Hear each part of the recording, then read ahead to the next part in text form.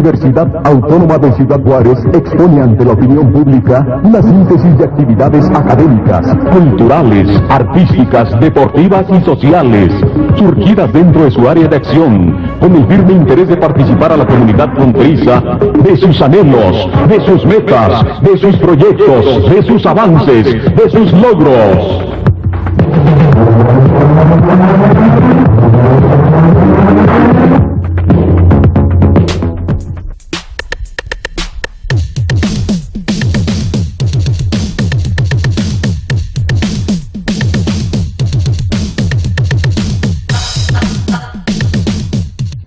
Nada debería ser tan solemne como el minuto en que un padre confía a su hijo a la capacidad de un educador, apuntó en su libro Para ser maestro el escritor Gabriel de la Mora. Ciertamente, el momento en que el niño deja el seno del hogar paterno para comenzar su incursión en la vida es aquel en que, con plena confianza, los padres lo depositan en las manos del maestro. El ejercicio docente, al igual que todo, ha sufrido fuertes transformaciones, criticándose a los docentes actuales luego de que se establecen comparaciones con la forma en que antaño se ejercía la docencia.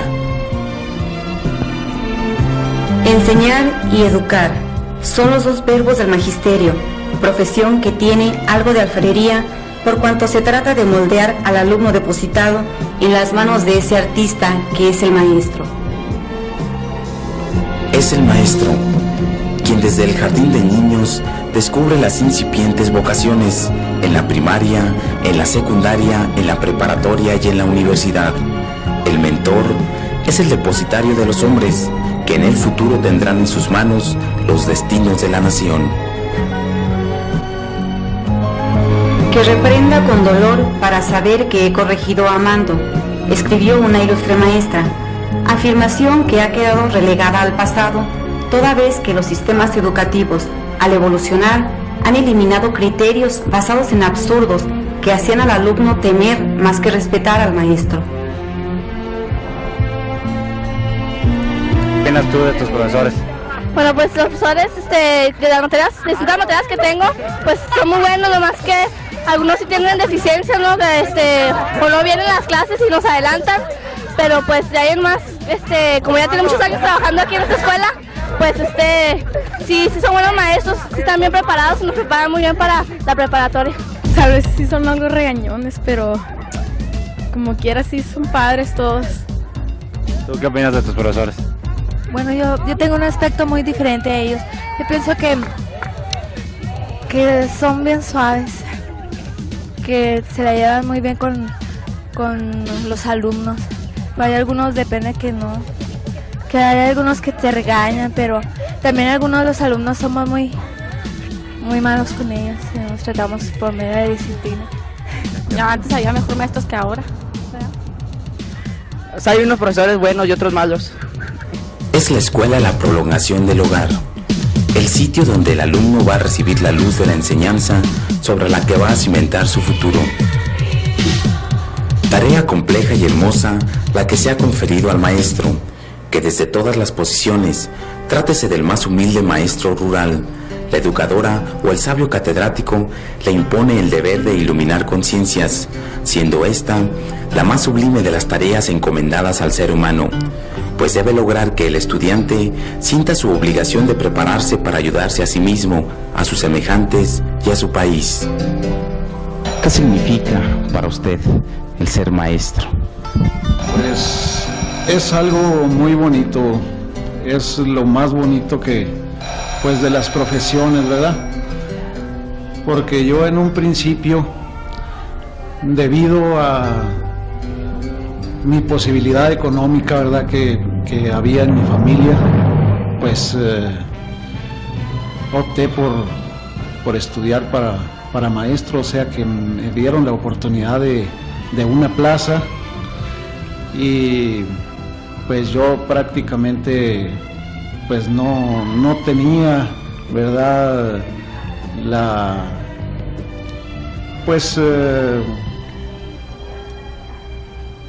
no tenía el pensamiento pues de seguir siendo maestro, porque más bien la necesidad fue la que me obligó. Pero gracias a Dios que conforme fue pasando el tiempo yo pude estar tomándole cariño y amor a mi profesión, y ahorita es lo que más quiero. Pues para mí en lo personal pues ha sido mi existencia, puesto que empecé a los 16 años, pues ha sido toda mi vida, y creo que lo seguiré diciendo, porque alguien que se empieza en una labor como esta tan noble, deja sus años de vida, pues la mayoría puede decirse, pues significa todo, al menos para mí en lo personal. Pues es una satisfacción enorme saber que está uno contribuyendo realmente al engrandecimiento de la patria. Es algo que se debe de traer, porque es la profesión más hermosa, puesto que en nuestras manos están los niños. Claro, van a formar el México de mañana, que debe ser mejor de como es hoy. Desde hace lustros que vivimos una era técnica, donde se desea la perfección en las máquinas. El vehículo debe ser veloz, el arma infalible. Para ello no hay regateos. De ese afán de automatización surge la figura del maestro, que ha de superar los límites estrechos de su ámbito de trabajo, para mediatizar entre la pretendida automatización y la formación del estudiante, que ha de saber estudiar, sentir la curiosidad para encauzarse a la investigación, que debe observar para precisar la realidad en que vive, que debe ser moldeado por las habilidades del mentor para llegar a ocupar la plaza que le corresponde en el mundo. Dentro de la sociedad, ¿qué papel juega un profesor, un maestro? Creo yo que es el pilar en el desarrollo de las generaciones futuras. Siempre que empieza uno con la idea de servir, y servir sin egoísmo, sin ventajas, siempre debe de verse así, que somos los forjadores. Aunque claro, muchas veces, como en todas las profesiones, nos encontramos con cuestiones difíciles, pero creo yo que si se hacen con cariño, con decisión más que nada, pues sí vemos los frutos, que eso es lo que hemos sido. Sí somos forjadores y somos pilares en la sociedad ahorita, en la actualidad. Indudablemente que es de forjador, de orientador, pues es el que tiene en sus manos el futuro de México, entonces él debe de orientar sin mitos, sin dolos, sin mala voluntad, sino simplemente tratar de enseñarles a los niños la verdad en todos los aspectos, valores morales, valores jurídicos, éticos, de todo tipo, los 7 valores conocidos. Es muy importante, porque como quien dice, nosotros los maestros tenemos la masa, ¿verdad?, que son los niños en las manos, y depende, ¿verdad?, de la forma que nosotros demos a la niñez. Pues la niñez se ve reflejada en el maestro. La necesidad de orientación en la vida actual es universal.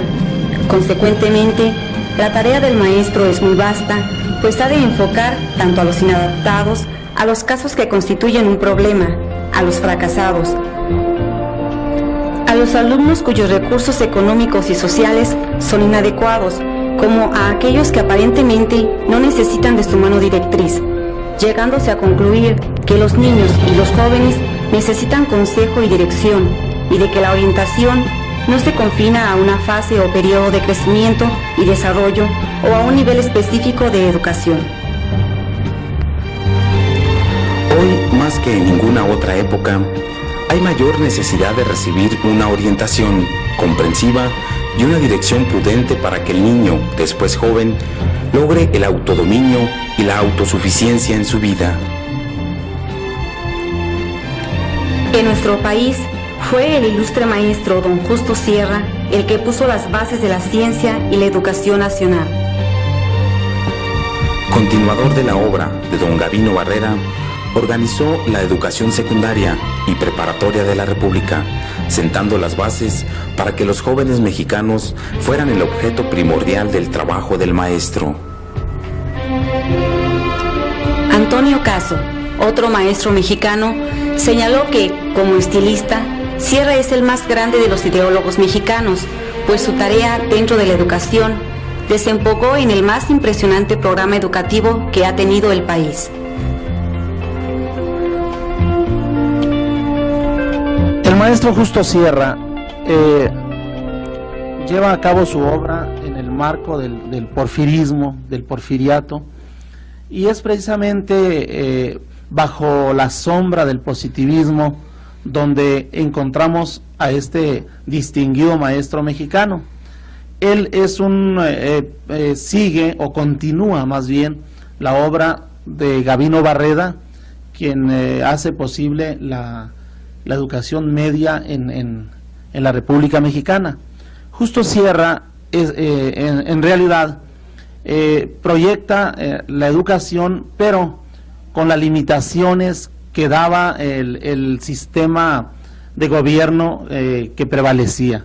Esto es, se proyecta desde un punto de vista objetivista, positivista, de tal manera que pues en realidad sí logra establecer un desarrollo en la educación, pero desde el punto de vista rigorista en cuanto a establecer principios muy cerrados, muy ordenados en cuanto a la planificación de la educación, sobre todo de la educación superior. También se le ha denominado Maestro de América, y también las juventudes de su tiempo supieron reconocer el trabajo que él dio, más bien que él legó a la educación, y ya no digamos en el campo literario. Entonces yo creo que sí debe analizarse, debe verse la importancia que tiene el maestro Justo Sierra.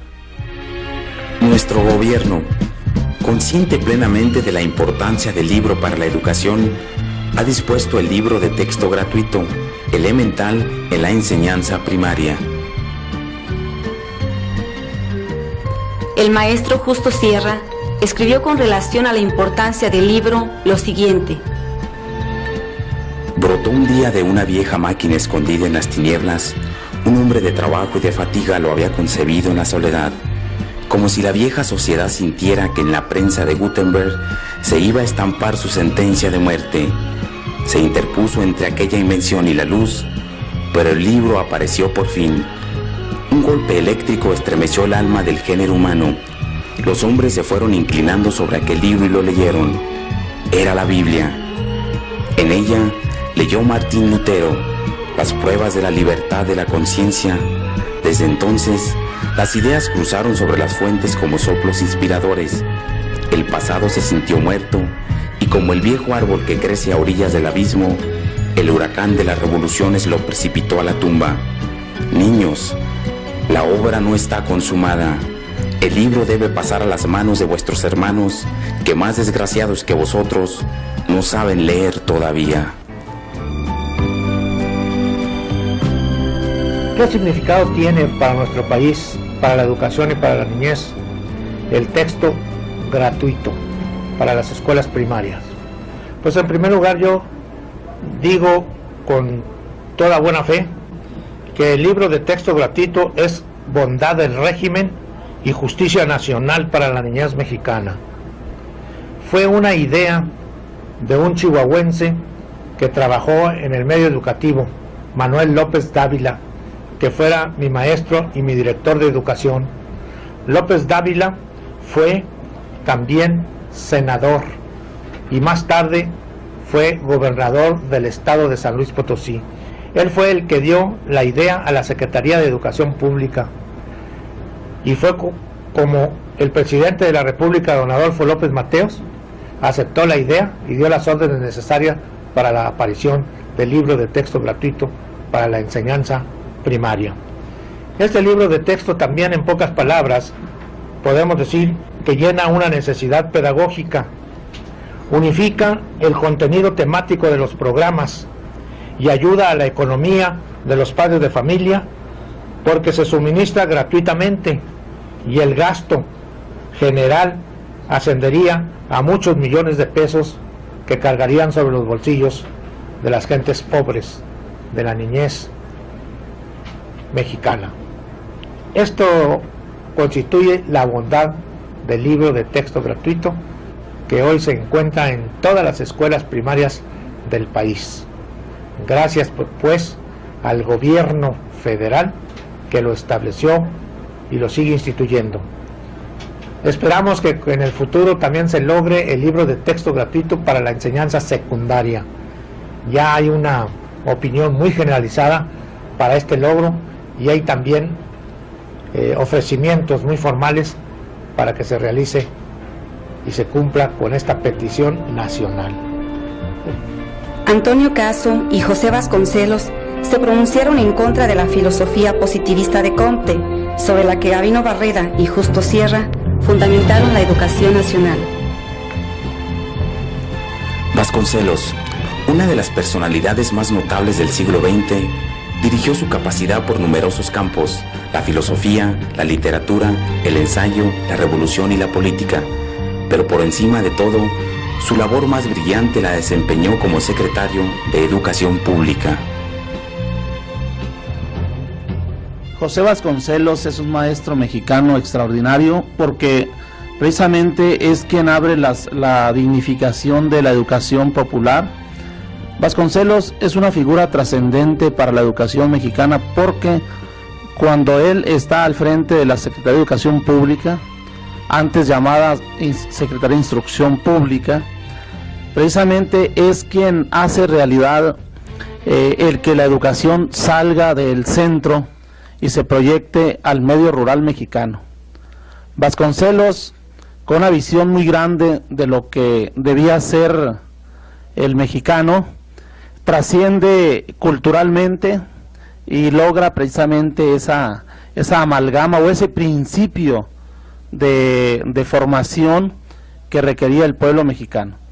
Es muy criticado el trabajo de Vasconcelos porque incluso se dice que fue utópico, se dice también que Vasconcelos hace realidad la publicación de los clásicos y los lleva a la República Mexicana para en un capricho de ilustración.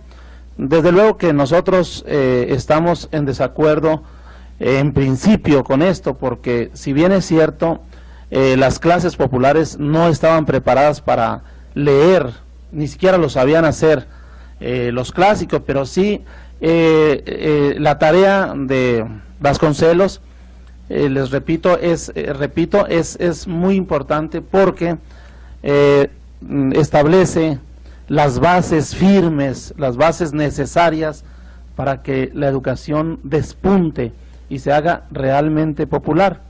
También Vasconcelos, en su ambición cultural, nos da a través de su trabajo filosófico un cierto perfil para determinar una identidad.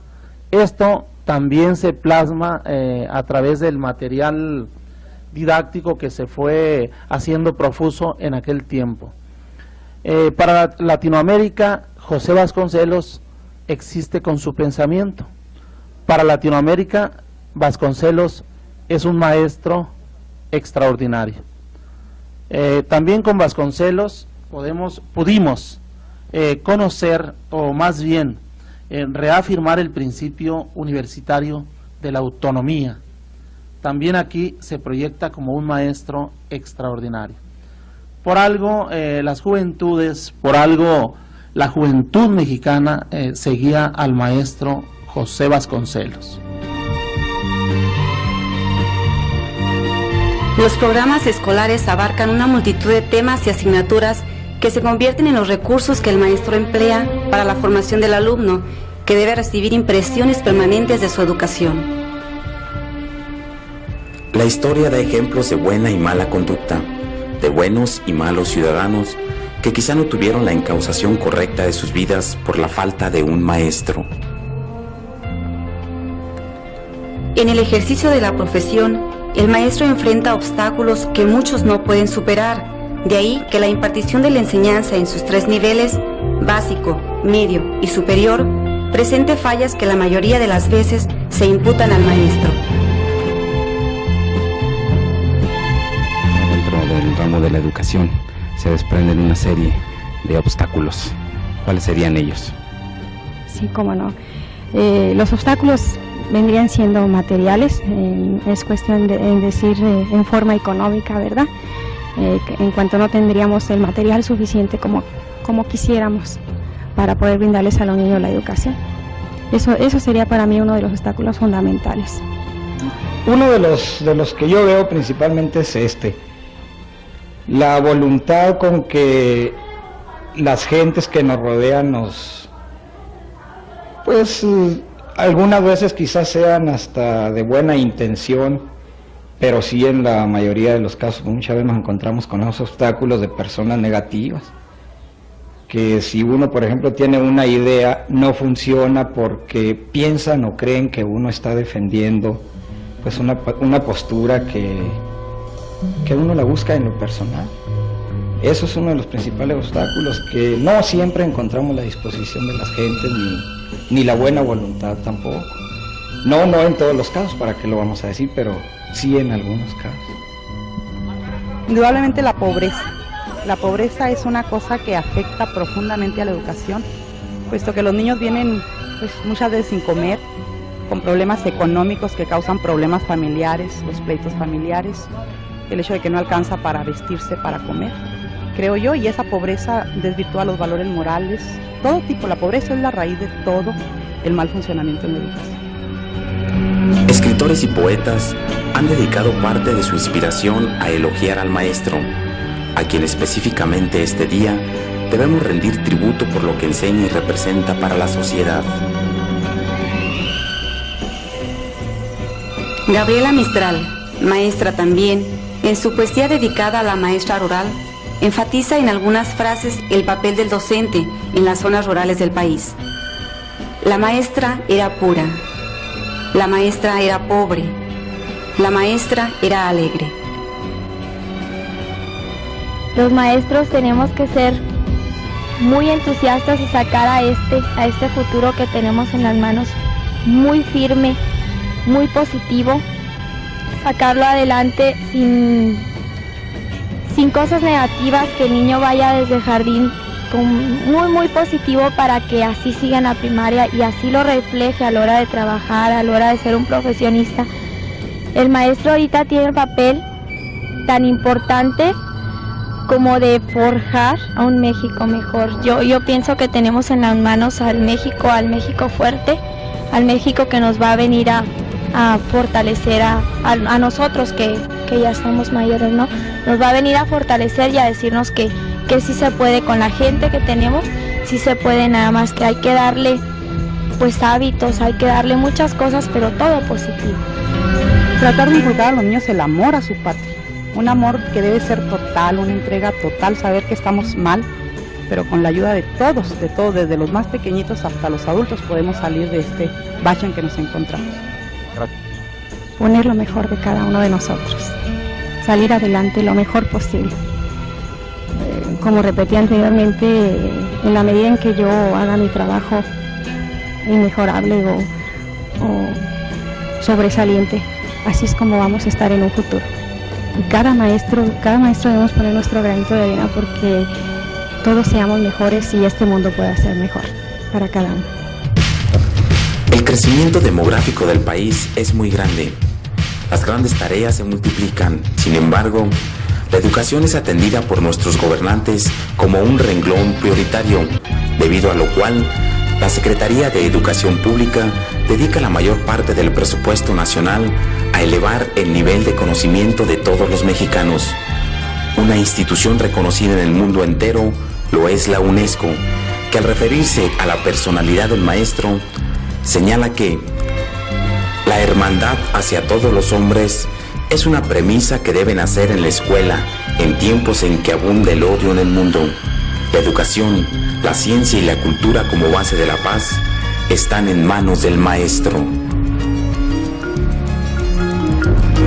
El maestro, apunta Alerta la propia Secretaría de Educación Pública que entiende su profesión no impone criterios personales, sino que debe ser transmisor de todas las ideas. Es la única forma de evitar caer en el precipicio del fanatismo que limita y deforma al hombre.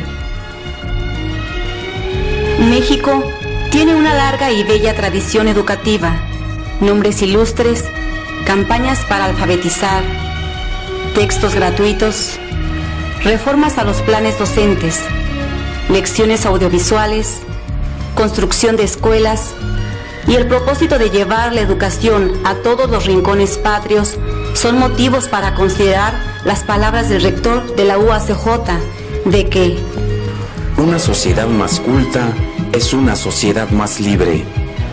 Todo ello en base al maestro, que en todas las sociedades es imprescindible.